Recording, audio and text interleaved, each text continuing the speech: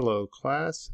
Let's go and take a look at assignment number 1, worth 50 points and due on Sunday, January the 13th by 11:59 p.m. Central Time.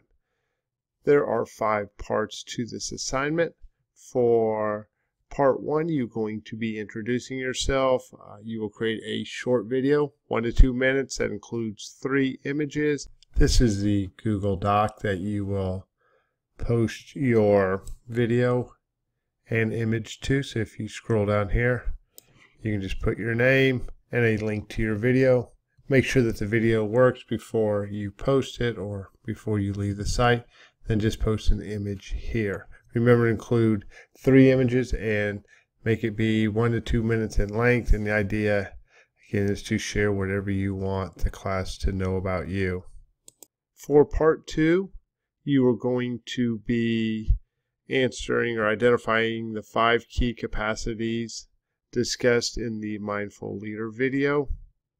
You can just simply list those. You don't need to go into great detail. For part 3, what I want you to do is list the 4 fundamentals of leadership excellence that were found in the How to Be a Mindful Leader video. The idea behind both parts 2 and 3 is to become familiar with these concepts because they do serve as a foundation for mindfulness and mindful leadership. So the sooner we get comfortable with those, the better off we are, because we will use those throughout the semester. Part 4 is the participant quiz. I've included a link to that quiz. The idea behind this is just to make sure that you are aware of your responsibilities as a student, and it's also a good way to verify attendance. Here is the Google form for the participant responsibility exercise. Scroll through here, complete all of the questions. Make sure to include your last and first name so you will receive credit. For part 5, you will be completing the 5-facet mindfulness questionnaire. All your responses will go into a Google Sheet, which I've included a link to, and I've also included a link to the questionnaire, which I will show you here in a minute. But the idea behind this is that it's a good idea to prove or to develop that baseline for where we stand as far as a mindfulness perspective. Here is the mindfulness questionnaire that you will be completing. There are 39 questions to this. Once you have answered each of those questions, you will copy and paste your results into a Google spreadsheet. So I would recommend using a Microsoft Excel for that, or you can just go to the spreadsheet itself. So let's look at one of the questions. It is a Likert scale from 1 through 5, with 1 being never or very rarely true and 5 being very often or always true.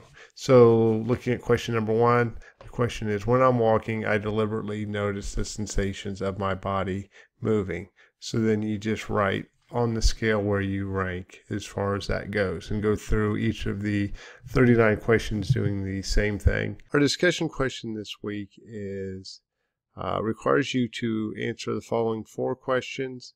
Make sure that you read through the rubric before posting and responding. I've included that rubric again here at the end of this video to assist you, but you need to address why you are taking the course, what you hope to get out of the course, what is your definition of mindful leadership, and then finally, are you willing to commit at least 10 minutes a day to become more mindful? Here is the rubric for the discussion question. And I included that just to make sure we're on the same page as far as what is expected out of you. The idea behind the discussion question is to promote collaboration, to have shared experiences. All of us have different experiences, especially in our specific CTE field, and it's great to get those different perspectives, discuss issues from our different viewpoints. With that in mind, there are a total of 10 points on each discussion question, 4 points for the initial post, which needs to refer to the content and include at least 1 APA formatted citation. Here's just an example of what that citation will look like. After week 1, I intend to have an example available for you to better understand what is expected out of you.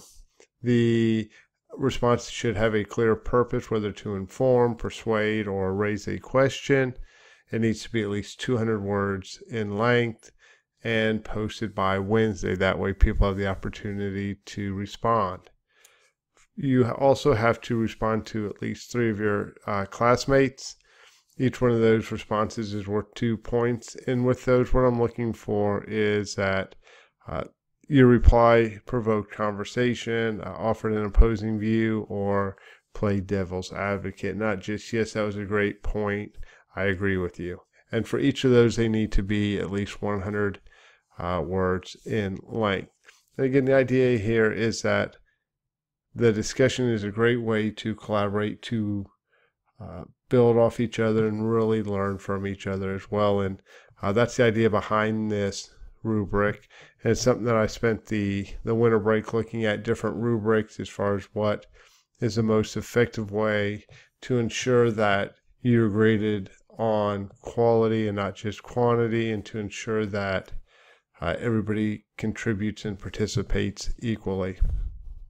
If you guys have any questions about the assignment, please let me know.